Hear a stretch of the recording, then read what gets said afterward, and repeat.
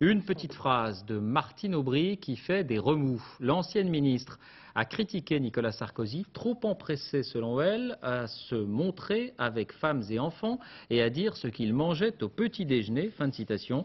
Une phrase qui intervient alors que la politique en famille semble se généraliser. Alix Bouillaguet, Émilie Lançon. À l'époque, il était ministre de l'Intérieur. Dans le bureau de Nicolas Sarkozy, un petit garçon, son fils Louis. En 2003, ses parents souhaitaient masquer le visage de l'enfant. Un an plus tard, les choses ont bien changé. Bonne chance, mon papa. Si lever le voile sur sa vie privée n'est pas encore un passage obligé, il est fortement conseillé.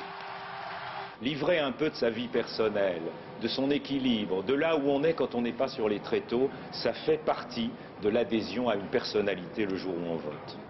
Charles de Gaulle lui-même, à Londres, en 1943, a fini par céder. Poussé par Churchill, il pose avec sa femme Yvonne. Mais celui qui le premier a véritablement ouvert les portes de son intimité, c'est Valéry Giscard d'Estaing, dès 1974. Ici, en famille, là, pour les vœux de 76. Je crois qu'Anémone veut aussi vous exprimer ses vœux.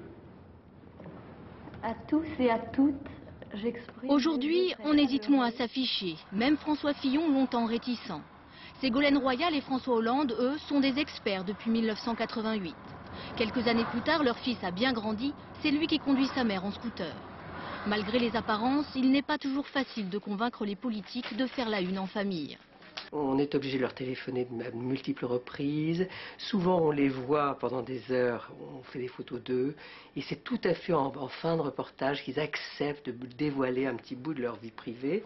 Tous semblent désormais sur les traces de celui qui a ouvert la voie, John Kennedy, président des États-Unis. C'était en 1962.